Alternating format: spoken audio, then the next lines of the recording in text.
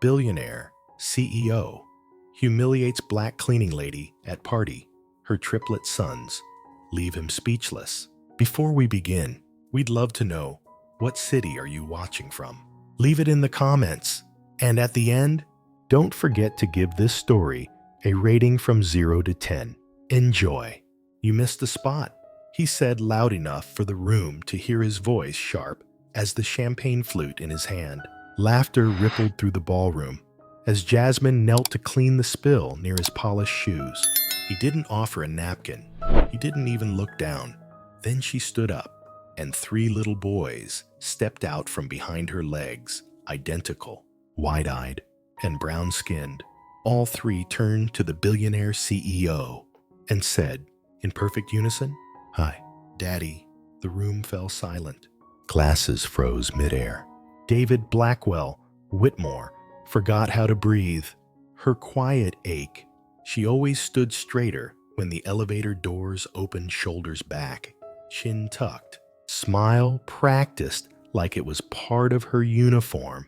The nameplate on the front desk read Jasmine Taylor, Facilities, but she kept it polished anyway, even though no one ever used her name. They said cleaning girl or someone, or sometimes nothing at all. At night, she'd carry her textbooks on the subway, folding herself between Wall Street and Brooklyn, praying her sneakers held up another week. Business school by day, cleaning skyscrapers by night. Some dreams, she whispered, had to be built on bleach. The glance that changed everything. He noticed her the first time when the vacuum cord caught on his briefcase. David Whitmore, billionaire, second-generation CEO of Whitmore Industries. Tall, quiet, the kind of man who didn't have to speak to be obeyed.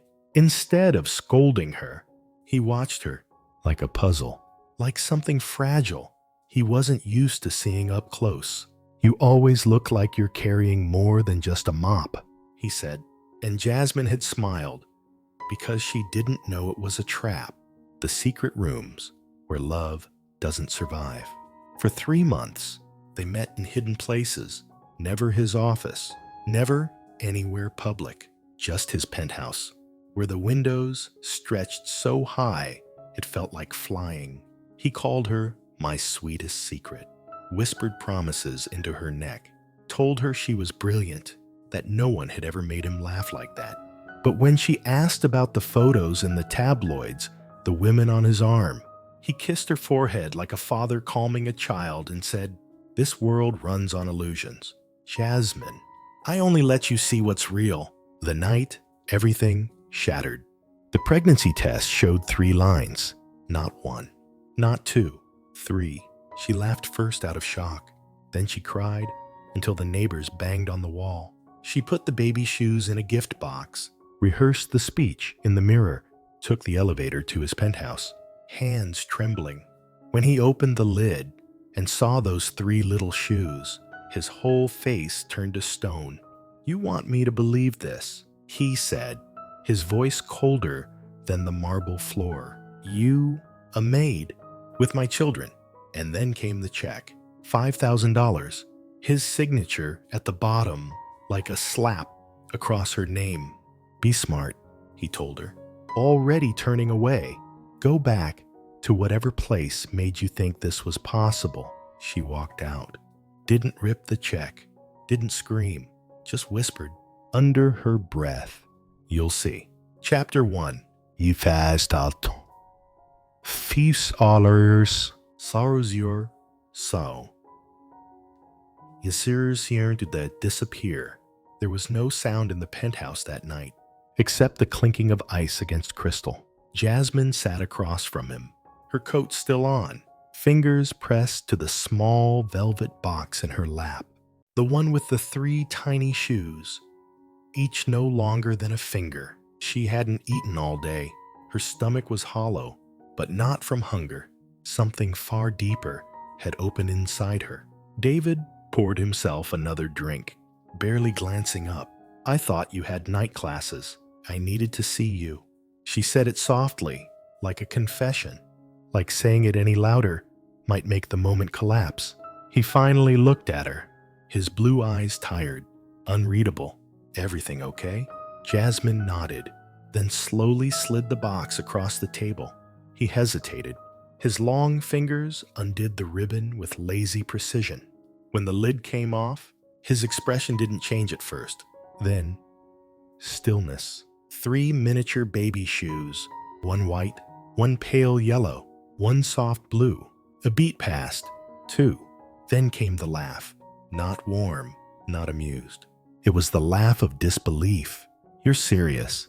She nodded, not trusting her voice. "You're saying—" He waved at the box. "These are mine. They are," she said, the words a whisper against the storm rising in her chest. "I haven't been with anyone else." Silence again. Except this time, it was cold. He stood, ran a hand through his hair, and walked to the window. The city glowed beneath them. "Oblivious. I should have known," he muttered. "You were always clever." Her heart cracked, not because of the insult, but because the warmth that used to be in his voice when he called her brilliant, when he kissed her forehead, that warmth was gone. "You think I'm lying." "I think," he said, turning back. "You saw a golden ticket and took it." The slap didn't come from her hand. It came from his mouth. Every word was a blade. "You think I planned this?" she whispered. "You think I wanted to raise children alone? To be pushed out of school, out of my job?" David walked over to his desk, pulled open a drawer. The sound of the checkbook being ripped from it echoed like thunder in that high-rise silence. "You'll need something to solve this." He scribbled a number, tore the check out. Here, she didn't reach for it. He dropped it on the glass table like trash. $5,000. The ink still wet. "That should cover a plane ticket back to wherever you came from," he said, already done with her. Jasmine stared at it, at the sum he thought would erase 3 lives. "You said I was your sweetest secret," she said, tears threatening now, not from sadness, but from shame. "And that's the problem," David said coolly. "You were never supposed to show up like this, with consequences." A knock on the door. He opened it before she could speak. "Security. Escort Miss Taylor out," he ordered. "She won't be returning." The man a guard she'd seen smile at her just days ago couldn't meet her eyes. She stood slowly, took the check, slipped it into her coat pocket, and walked. She didn't cry in the hallway, not in the elevator, not even on the street as snow began to fall. It wasn't until she reached the subway platform alone, shivering, that the tears came.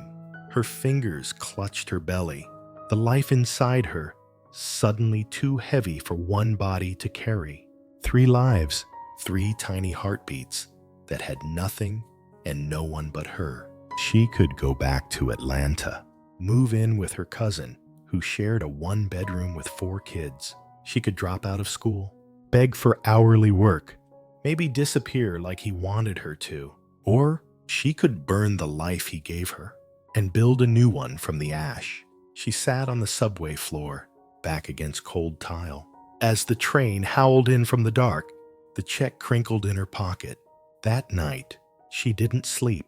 She made lists, did the math, calculated weeks, rent, prenatal visits, formula, diapers, daycare that didn't exist yet. Her hands were trembling the whole time, but her back stayed straight. In the morning, she walked into human resources at Whitmore Tower with her chin high. "I'd like to request a department transfer," she told the woman at the desk. "Reason, personal." The woman looked her up and down, noticed the wear in her eyes, the kind of tired that doesn't come from lack of sleep, but from being seen, used, and thrown away. 3 days later, her badge didn't work. She found her belongings boxed outside the janitor's closet, a pink slip, downsizing. They said, her name erased from the system like she never existed. That same night, her landlord slipped a note under the door, rent increasing by $300. Take it or leave it. Jasmine sat on her twin mattress, knees pulled to her chest, and stared at the ceiling. She didn't scream. She didn't sob. She whispered instead to the children inside her, I'm sorry you don't get a father, but you'll get a mother who will never stop fighting. She took that $5,000 check to the bank, deposited it like a seed, not for survival, but for something bigger. Chapter 2. The shelter on 143rd Street. The shelter smelled like old clothes and cleaner that never quite masked the past. Jasmine stood at the intake desk, shivering in her second-hand coat, her fingers curled protectively over her stomach. She was 15 weeks pregnant now, and already the shape of her body betrayed her secret. The woman behind the counter had kind eyes. She wore a gray cardigan with a rip in the sleeve and typed slowly, as if careful not to make noise in a place built on silence. Name: Jasmine Taylor. Due date? She hesitated. August 12th. The woman blinked. And how many? Jasmine swallowed. 3. A low whistle escaped the woman's lips. 3. Jasmine nodded. The woman's eyes softened in a way Jasmine hadn't seen in months. We'll put you in the quiet dorm. But it's only 30 days for now. After that, we reassess. Jasmine didn't ask what happened after. She already knew. Room 304 had 4 metal-framed bunk beds, each occupied by someone who looked like a ghost of who they used to be. A woman with a bruise darkening one cheekbone.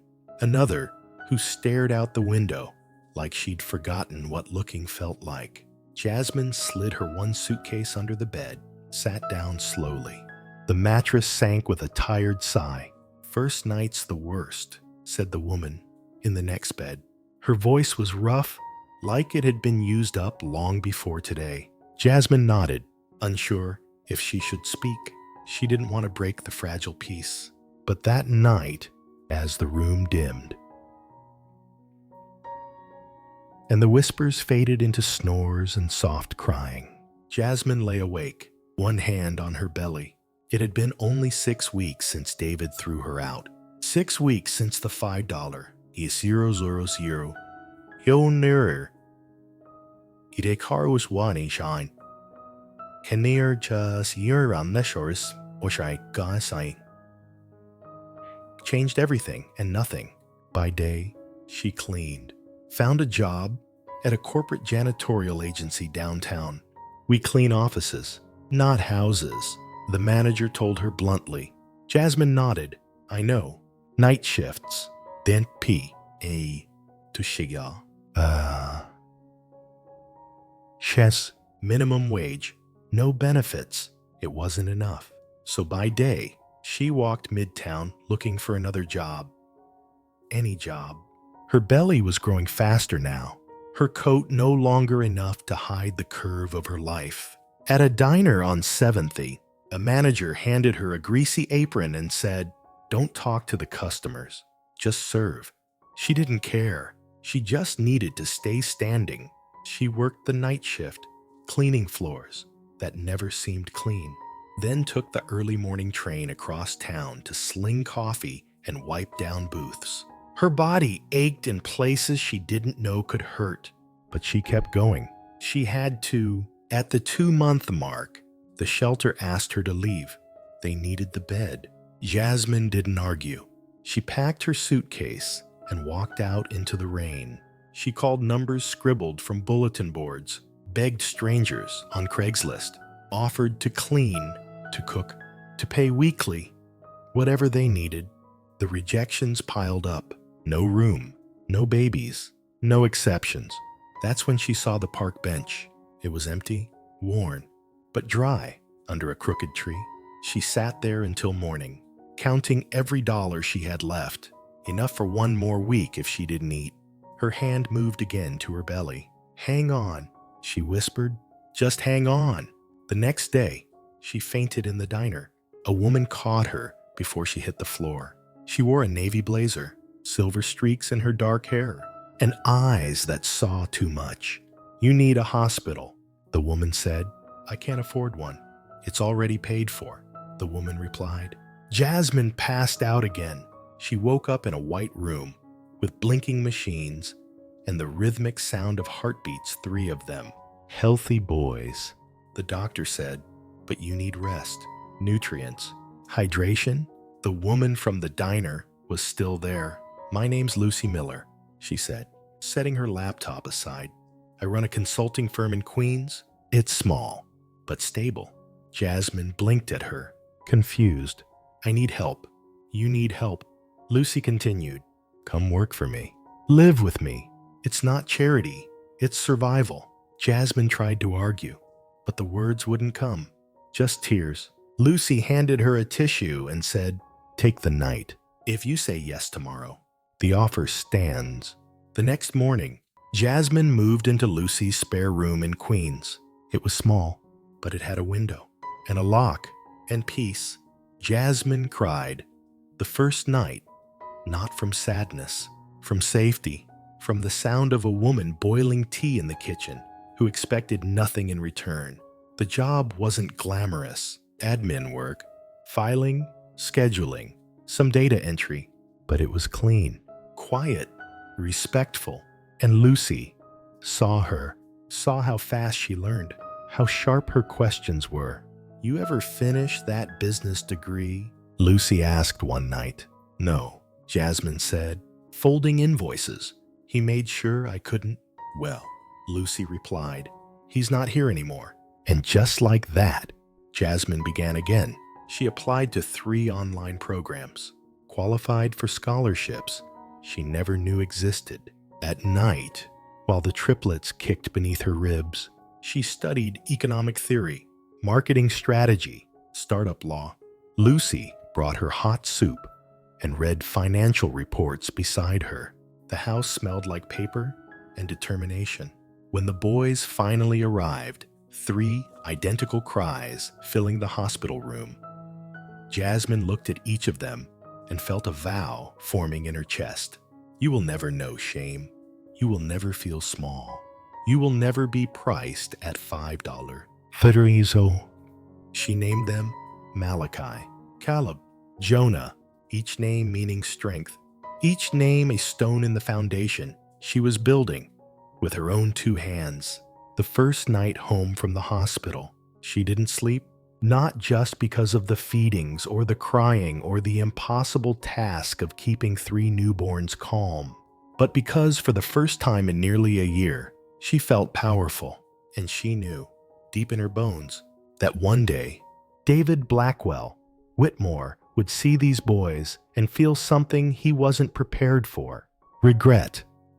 Chapter 3. 3 Heartbeats.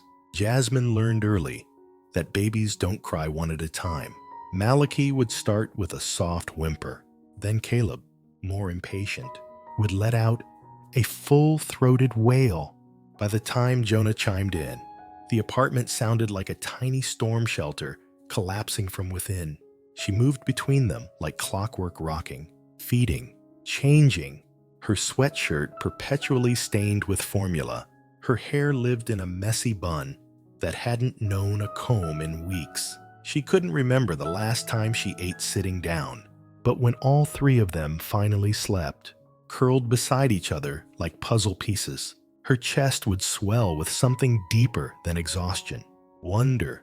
It was during their 2-month checkup that the doctor paused. He studied the chart, looked at the monitor, then back at Jasmine. They're identical, he said slowly, but perfectly identical. Jasmine blinked. What does that mean? He turned the monitor toward her. 3 tiny hearts, beating in synchronized rhythm. No genetic variation. 1 in 200 million. This, he pointed at the screen. This is what we call mono triplets. 1 egg, 1 placenta, 3 lives. She stared at the screen. 3 heartbeats, sharing the same rhythm. Born from the same heartbreak. She smiled, dazed. They're rare, she whispered. Miracles, the doctor said, nodding. Back at Lucy's house, Jasmine stood by the crib, watching them sleep. She thought of David for the first time in weeks. How he had laughed when he saw the baby shoes. How easily he had turned love into suspicion, then disgust. He'd given her $5,000, and in return, She'd grown a biological phenomenon in her belly without his help, without his name. 1 egg, 3 lives. How poetic, she thought. That something so impossible could be born from someone so disposable. By 5 months, Malachi learned to track her every move with his eyes. Caleb, the restless one, tried to roll over early, then howled when he couldn't. Jonah loved music. Even at that age, he would still when a lullaby came on, as if he was remembering something from before he was born. "You're gonna be the one who sings through fire," Jasmine whispered to him one night. It was snowing outside. The apartment warm, but barely. Lucy had picked up extra consulting hours. Jasmine had resumed her online classes. Between nursing, work, studying, and trying not to break under the weight of it all, she sometimes forgot her own name, but she never forgot theirs. One Saturday afternoon, she packed them all into the double stroller Lucy found at a thrift store, Malachi in the wrap on her chest. The twins, side by side, in the buggy. They took the train downtown. She had a list of secondhand shops, hoping to find a proper crib set. People stared, not in a cruel way, but in awe. 3, someone asked. Jasmine nodded. Alone. Again, she nodded. A woman pressed a $10 bill into her hand without asking. "God doesn't send this many at once unless he knows you can handle it." Jasmine smiled, but inside, her heart whispered, "But I don't know if I can." That night, she broke down, sat on the kitchen floor while the boys finally slept, her back against the cabinet, shoulders shaking. She was so tired, her skin hurt. Lucy found her there. Didn't say a word, just sat beside her, pulled her close. "You're doing it," Lucy said softly. "Even if you feel like you're drowning, you're still swimming." "How do I keep going?" Jasmine asked, her voice small. Lucy leaned back. "One heartbeat at a time." At 6 months, Jonah clapped when she sang. Caleb figured out how to stand in the crib and then fell backwards, laughing. Malachi began showing signs of understanding words before she even said them. The pediatrician was stunned. "They're advancing faster than normal." Jasmine smiled. "They don't know normal. They only know love." She started making a scrapbook, not for herself, but for them. She wrote down every first laugh, every fever, every sleepless night. But in the back of the book, she wrote a different kind of story, one they wouldn't read until they were older. It began, "Your father didn't want you, but I did, with every cell in my body, with every breath I could afford." By the time they turned 1, the boys had a rhythm to their chaos. Caleb always woke first. Jonah would giggle in his sleep, waiting for his turn. Malachi would grunt and roll over, annoyed by his brother's noise. Jasmine started working part-time from home, helping Lucy with research, proposals, outreach. She built spreadsheets while bouncing babies on her knee, took Zoom calls with a burp cloth on one shoulder. She wasn't just surviving anymore. She was rebuilding. And then one evening, as she tucked them into their cribs, 3 tired, messy, wonderful miracles, Jonah reached up and said it. "Mama." Clear, bright, a first word. She froze. Her hands shook as she covered her mouth. The other 2 followed. "Mama." Caleb echoed. "Mama." Malachi added, like it had always been that way. Tears streamed down her face, not from sadness, not even from joy, but from the realization that all this time, every long night, every rejection, every ache had led to this moment. 3 voices, 1 word, home. Chapter 4, A Mother's Degree. The textbooks came back before the makeup did. There was no room in Jasmine's life for eyeliner or heels, but there was always room for a page of microeconomics tucked under a burp cloth, balanced on a bottle. Highlighted at 3A, Mim, while Jonah snored beside her in the bassinet. Lucy had printed it out one night and slid it across the table. Scholarship for women returning to business school priority. Single mothers. Jasmine stared at it, blinking. I'm barely making it, she whispered. Lucy only smiled. That's why you qualify. The triplets were 15 months old when Jasmine clicked submit on her MBA re-entry application.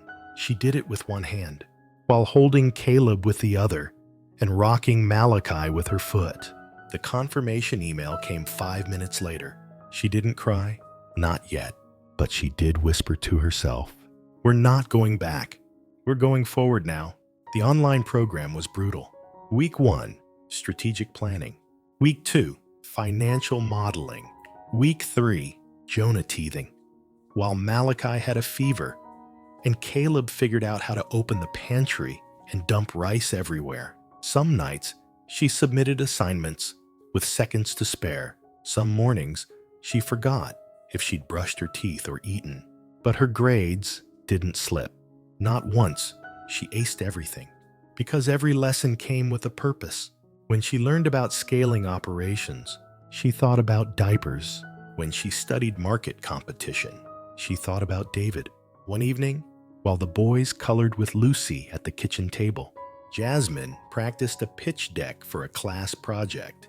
She stood barefoot in their tiny living room, her notes on flashcards, her voice steady, targeting sustainable solutions for low-income neighborhoods. Initial capital projections are based on, "You sound like you've done this before," Lucy said. Jasmine froze. "I haven't."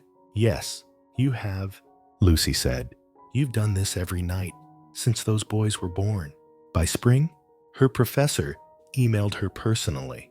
"Jasmine, your midterm proposal shows remarkable foresight and industry understanding.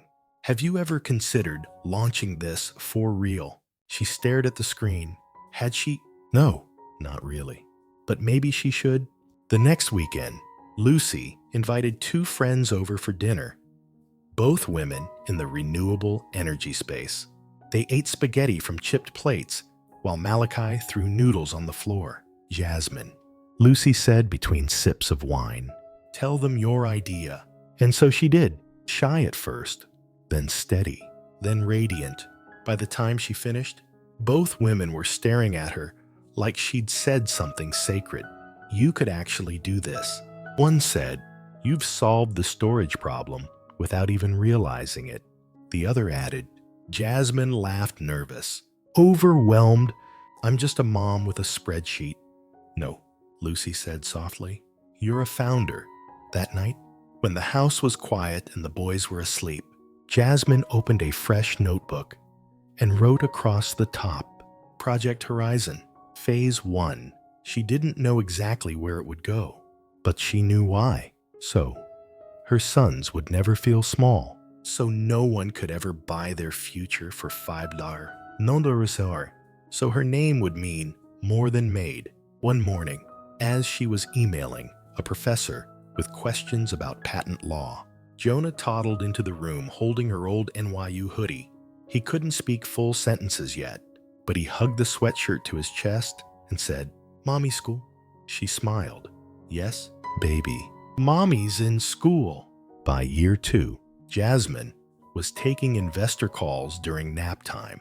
She used her closet as an office, hung a curtain behind her chair, and muted the monitor whenever a baby cried. People listened. They didn't see a single mom anymore. They saw a woman who had answers. On a stormy night in April, after all, the babies had been bathed and the kitchen cleaned and the finals submitted, Lucy poured 2 glasses of wine and said, "I've been thinking about something." Jasmine raised an eyebrow. "What if we stop helping other companies and start building one of our own?" Jasmine stared at her. "You're serious?" "Dead serious." They toasted with cheap wine and big dreams. Horizon Innovations was born that night in a small kitchen under flickering light, not from money, not from privilege, but from the breath of 2 women who believed in each other. And when Jasmine crossed the virtual graduation stage, cap and gown, mailed late, the boys clapping wildly in the background, her heart didn't just swell, it roared. Because she wasn't just graduating, she was stepping into the arena. And this time, she wouldn't just survive, she would rise. Chapter 5. $5. Zero rezero and a patent. The check sat in a shoebox under Jasmine's bed for nearly 2 years. She couldn't bring herself to spend it all. She'd used most of it diapers, doctor visits, rent. That didn't come with threats, but $73. For Steen, Durr still clung to its edge, untouched, as if saving itself for something bigger. She held it once more, the morning she filed the provisional patent, ran her fingers over the crisp ink of David's signature. This, she thought, is the last time he gets to have his name on my life. And with that, she made the transaction that would end up costing him everything. Jasmine Taylor submitted patent.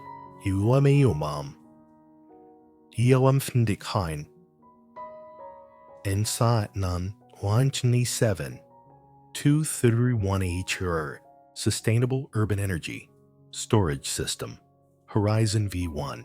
The idea hadn't come like lightning. It had come like motherhood, gradually, quietly, painfully, from too many nights spent charging baby monitors, then praying the batteries would hold through blackouts, from watching Lucy wrestle with commercial energy contracts and fail to find solutions that didn't bankrupt small businesses, from the way her boys would cry when the microwave blew a fuse and their lullaby machine shut off mid-song. No investor would have seen a power crisis in those moments. But Jasmine had. She saw the gap no one wanted to admit was there. And like every woman who's ever been dismissed, she began quietly building the bridge across it. Lucy was the first to believe. You realize this isn't just a pitch deck, she said, holding Jasmine's diagrams one night. This is a prototype waiting to happen. Jasmine had laughed. I don't even have a garage to build it in. Then we'll build it in the dining room. And so they did. They moved the table, bought used solar cells on Craigslist, turned old baby monitors into connectivity testers. While the boys napped, Jasmine built the first version of Horizon's tech on a $14 folding table beside a stack of board books and sippy cups. It didn't look like the future, but it worked. The first person they showed it to was a retired NASA engineer who lived down the hall. He stared at the system's readout for a full minute in silence. Then he said, "This shouldn't be possible with what you've spent on it." "It is," Jasmine said, arms crossed. He turned to her slowly. "You're not an assistant, are you?"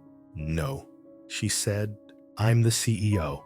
Jasmine opened a new savings account the next morning. She named it Future Horizons and transferred the last $73. Arts Secure. A 14 fin from the original check. David's money, his insult, was now seed capital. She smiled as the account total blinked back at her. Current balance, $73. 14. Purpose, revenge by redemption. They started small. Jasmine pitched their prototype to a community solar cooperative in Queens. Most of the board were older women, grandmothers, caretakers. They listened to her like she wasn't just an entrepreneur, but family. And when she finished, one of them said, "If my granddaughter grows up to be like you, I'll be proud." That night, Horizon Innovations got its first client. One contract led to another. Clients became advocates. A profile in Urban Tech Weekly called Jasmine the mother of scalable storage. She didn't correct them. She was proud to be a mother of anything that worked. When Lucy suggested officially incorporating the company, Jasmine hesitated.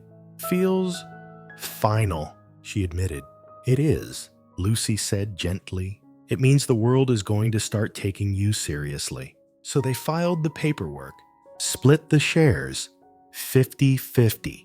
Lucy Miller and Jasmine Taylor, co-founders, Horizon Innovations LLC. A month later, Jasmine's phone lit up with a name she never thought she'd see again. Whitmore Holdings, Legal Division. She stared at it for 5 rings, then let it go to voicemail. No message.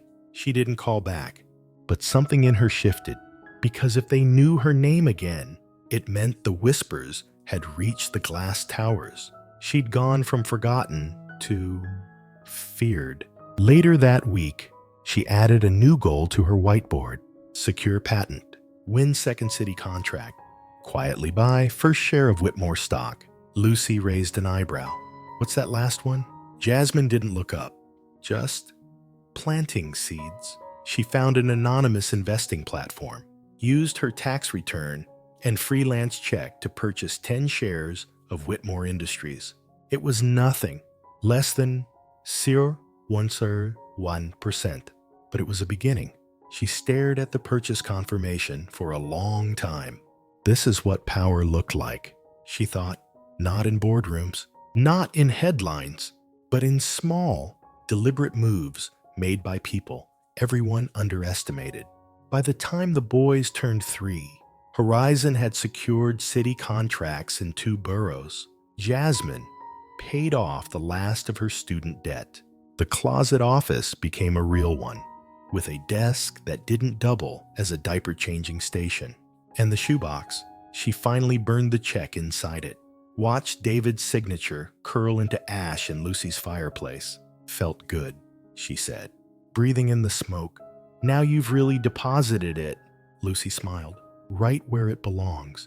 That night, Jasmine sat beside the boys' beds as they slept. Her hand rested on the patent filing, the whiteboard, the closed laptop full of plans.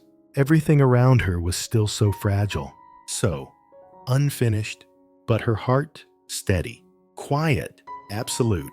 She bent down and kissed each boy's forehead and whispered, someday he'll realize what that check bought him, and it won't be silence. It'll be the sound of 3 heartbeats marching toward everything he thought I'd never be. Chapter 6. You can't buy a bloodline. The first time David Whitmore saw the boys again, he didn't know who they were.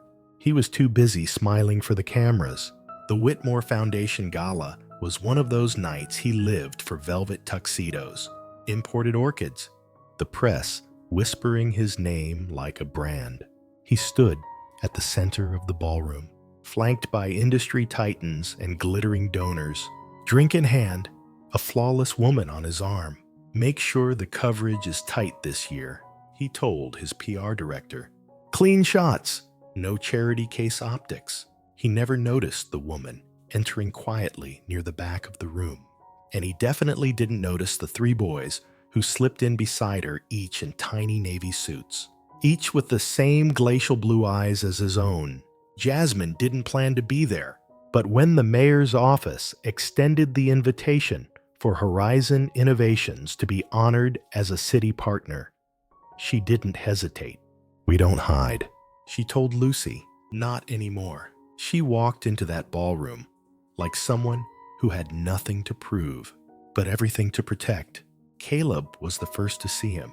Mom, he whispered, tugging her sleeve. That man by the gold piano. He looks like me. Jasmine froze. She hadn't prepared them for this. Not yet. Malachi tilted his head. His nose is like Jonah's. Jonah looked over too, then blinked. Why's he staring at us? Because he knows, Jasmine thought, even if he doesn't want to. Because now, standing across a crowded room, filled with power and noise, David Whitmore was looking right at them, and his hand had gone still on his champagne glass. She saw it in his face. The shock, the recognition, the realization. 3 little mirrors, each carrying the DNA he tried to bury. Each one now standing in the light. He didn't approach, not right away. Instead, he downed the rest of his drink and disappeared into a side hallway. 10 minutes later, he reappeared, sober-faced, alone. He moved through the crowd like someone chasing a ghost. Then he stopped, right in front of Jasmine. Can we speak? He asked, voice quiet but tense. She looked down at the boys, then back up. Later, she said, after they're asleep.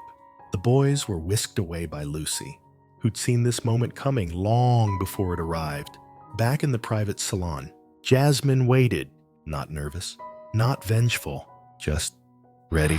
David walked in like someone approaching a courtroom. They're mine, he said. No, she replied, steady. They're themselves. You don't get to claim what you abandoned. I didn't know. You didn't want to? He paced, hands shaking. The suit no longer fitting the man. They look just like me. They act nothing like you. His jaw tightened. I want to be in their lives. Jasmine folded her arms. Now that the world's watching, it's not about publicity. It never was for me, she snapped. But that didn't stop you from throwing $5, Uzizo zero, at my womb, like it was a liability. David sat, suddenly small. I made a mistake. No, she said. You made a choice. Silence. Then, what do they know? They know they're loved. They know they're brilliant. They know they were wanted even when I had nothing. And someday, they'll know who gave them those eyes. And walked away. He closed his eyes. What would you have me do? Nothing, she said. You don't get to do anything until you become someone worth knowing. He reached into his coat, pulled out a card, held it toward her. Here's my number. She didn't move. They don't need your number, she said softly. They need a father. And right now, they have none. She walked away before he could answer, the card still hanging between them, like a promise that wouldn't be kept. Back in the limousine, the boys had questions. Was that the man from the picture? Jonah asked. Jasmine took a breath. Yes. Is he our daddy? No, she said gently. He's the man who could have been. Caleb was quiet. Then, does he want us now? Maybe. Jasmine whispered. Then why do you look sad? She smiled, tired. Because you're not something someone gets to want when it's convenient. That night, she sat at the foot of their beds, watched their breathing. She opened her journal and wrote, tonight, he saw them, and for the first time, he saw himself in someone who didn't need him. You can buy houses, you can buy votes, but you can't buy a bloodline, not when it's already building its own empire. Chapter 7. The CEO's Sons. The first time someone called them the CEO's Sons, it wasn't about David. It was about Jasmine. The article ran in fast-forward tech with a full-spread photo. Jasmine standing before a solar prototype. Her 3 sons beside her in matching lab coats. Meet the CEO of Horizon Innovations and the 3 elementary school prodigies reimagining the future by her side. She didn't cry when she saw the article, but her hands shook because this was what she had built out of pain, out of ash, out of $5.00 worth of insult. Not just a company, a lineage. They each had their own gift.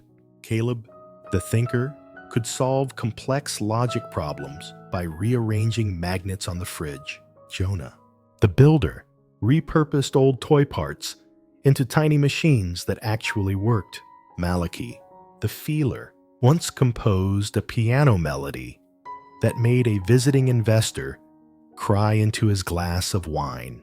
Together, they didn't just carry her name, they carried her mission. And everywhere they went, they turned heads. At the city STEM fair, they won first place. At a mayoral roundtable, they were the youngest contributors. At a TEDx youth event, Jonah's makeshift filtration system went viral on TikTok. People began whispering, who are these kids? Where'd they come from? What's in their DNA? And eventually, someone dug up David's name. A reporter emailed Jasmine with the subject line, Whitmore Connection, seeking comment. She deleted it without opening, but the headline started anyway. Triplets of rising CEO. Bear striking. Resemblance to tech mogul David Whitmore. Could these prodigies be the real Whitmore legacy? The story wasn't about his wealth anymore. It was about hers, about the kind of inheritance that can't be measured in dollars, only in impact. David called once, left a message. Jasmine never returned. Can we talk about the boys? He said. I want to be part of their lives. I want to get to know them. Jasmine forwarded the voicemail to her attorney with one line. Do I have legal grounds to prevent contact? One morning, Malachi asked, why don't we ever go to his house? Jasmine paused. Because love isn't a house, baby. It's how you're treated. He nodded slowly. Then we live in a mansion. The triplets were featured in a documentary later that year, titled Building the Future, Children of Innovation. They spoke about renewable energy, about music, about the bedtime stories their mom used to tell them stories, about heroes who rose from nothing. No mention of David, no bitterness, just light, the kind he never understood. 1 week after the film's premiere, a letter arrived. No return address. Inside, a note. They're everything I never became. I see it now. You raised kings. Die Finfenschinwene sind. Jasmine placed it in a drawer. Never spoke of it again. Some things are better buried, like roots. At Horizon's 5th anniversary gala, the boys walked Jasmine to the stage. Not one person whispered secretary or maid anymore. They whispered, Madam Chair, visionary, founder of the future, and behind her, 3 brilliant sons in suits that fit them too well for their age, stood like a living answer to every doubt ever cast in her direction. Later that night, she tucked them in as usual. Malachi whispered, Do you think he's proud of us? Jasmine smiled softly. I think he's finally realizing you were never his to be proud of. She turned off the light, kissed each of their foreheads, and stood at the doorway a moment longer, watching silhouettes of boys who would someday move mountains. In her hand was the first copy of their upcoming IPO brief. On the title page, Horizon Innovations, A Mother's Empire, Chapter 8, The Gala. She hadn't been back to the Plaza Hotel since that night, since the champagne, since the check. Since the man in the tuxedo whispered words that turned her blood cold and called it love. But now, a decade later, Jasmine Taylor stepped through the revolving glass doors, not as a guest, not as the help, but as the keynote speaker. Her heels clicked softly on the marble floors. Security nodded. The elevator opened without hesitation. The room didn't stop when she entered, but the right people turned to look. She wasn't wearing a maid's uniform tonight. She was wearing Valentino, and the invitation in her hand didn't say +1. It said, Guest of Honor. The triplets followed behind her, all 10 years old, all impossibly poised. Caleb, his shoulders already squared like a young man. Jonah, eyes scanning everything. Curious. Malachi, softer, his hand never far from hers. She had taught them many things, but most of all, how to walk into a room that once tried to break you and own it. They took their seats at table 3. Across the ballroom, David sat at table 1. She saw him before he saw her. He was older, thinner, tired around the edges in ways money can't fix. And when he did see her, when his gaze fell on her face, and then on the 3 boys who wore his smile, but not his shame, he froze. The scotch in his hand tipped slightly, and the girl he'd brought, another red-lipped accessory, whispered something he didn't hear. He stood eventually, made his way to her table during the appetizer, stopped at a respectful distance.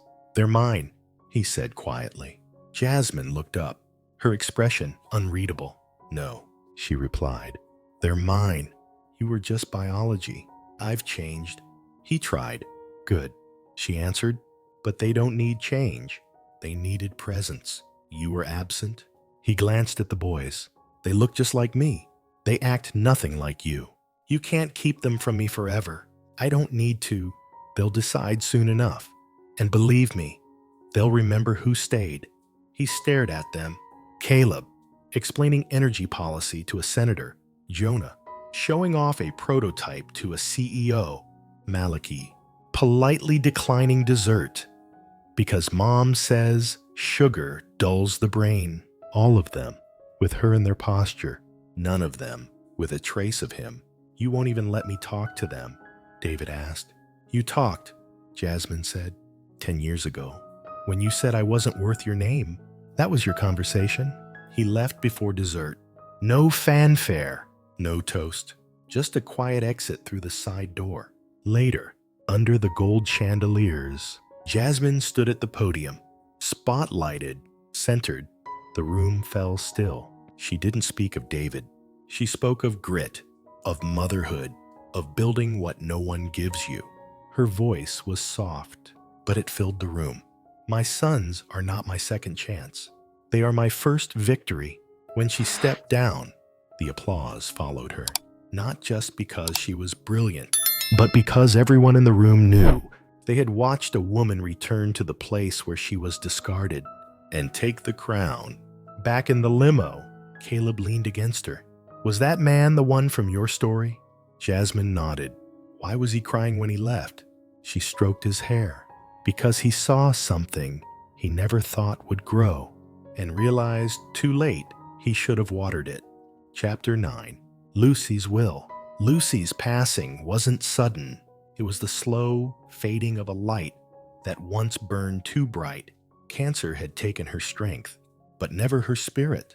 Jasmine sat beside her in that quiet hospital room, the soft beep of machines filling the space between their words. I'm scared. Lucy whispered once, voice barely a thread.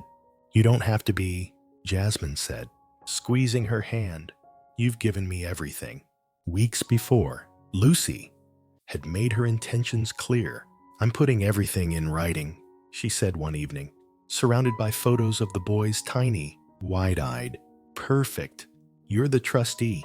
Yes, the guardian of this dream. Jasmine nodded, swallowing the lump in her throat. This is more than money. It's a mandate to build what we started. After Lucy's last breath, the will was read. Jasmine learned of the Miller Fund, a $12 million trust dedicated to supporting women-led, sustainable technology businesses, and more. Lucy had legally adopted the boys as co-mother. Their names were no longer just Taylor. They were now officially Santos Miller. Jasmine held the document, fingers trembling. Legal paper, yes, but also a shield, a testament that love is not defined by biology alone. The trust came with responsibilities. Jasmine became the fund's principal advisor, her decisions shaping futures far beyond her own family. She felt the weight, but also the wings. At the boys' school, the news spread quietly. Lucy's legacy was a promise that their mother's work wasn't just personal. It was revolutionary. In the quiet moments, Jasmine revisited the old apartment, the one that once felt too small. She found the worn photo of Lucy holding the triplets in the hospital, traced her face through the glass. I don't know how to do this without you, she whispered. But she knew Lucy had spent years preparing her, teaching her to be not just a survivor, but a leader. The Miller Fund launched with a gala small, elegant, purposeful.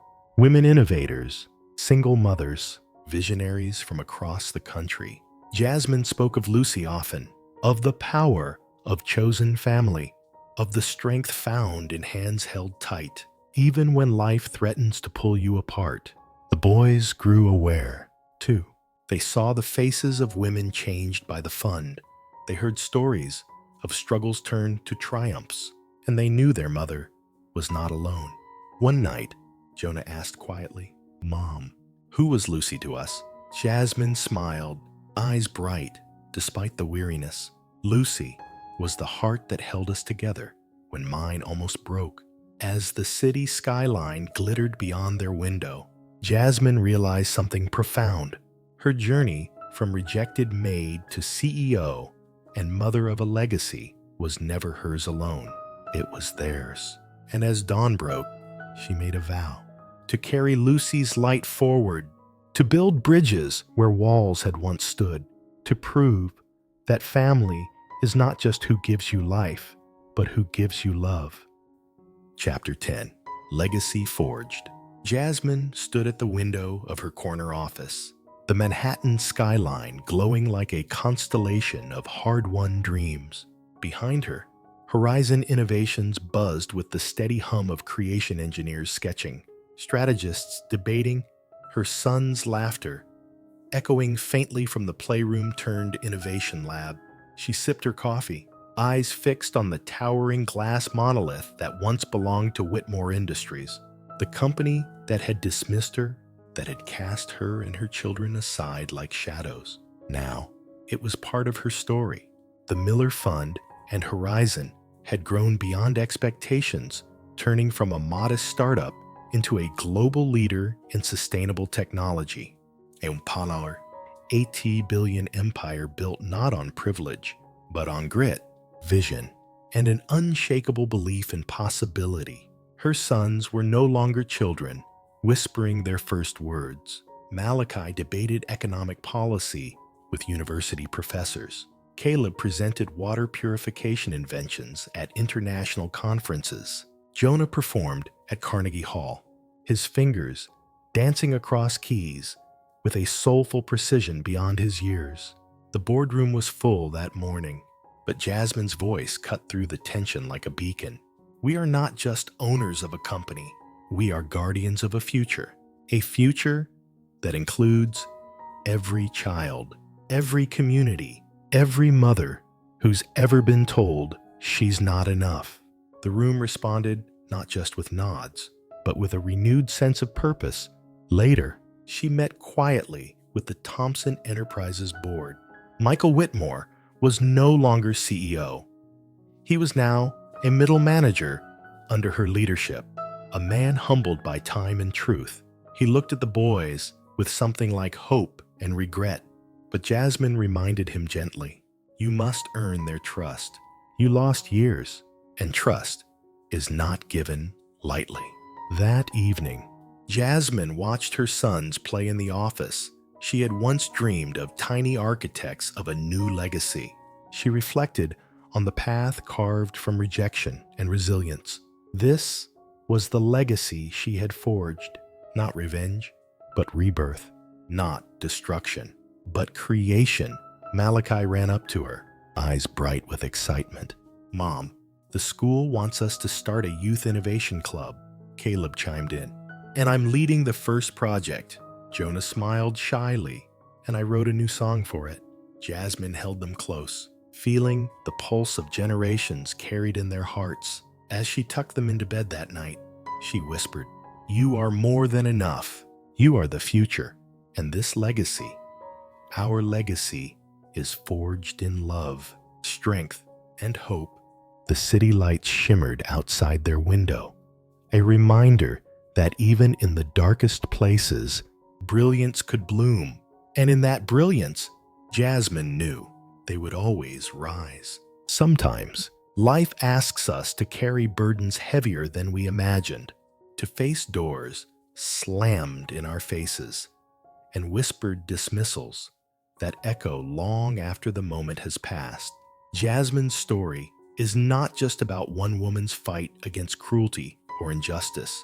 It's about the quiet power of resilience, the kind that grows in the spaces between heartbreak and hope. She carried within her not just 3 lives, but a promise that love is stronger than rejection.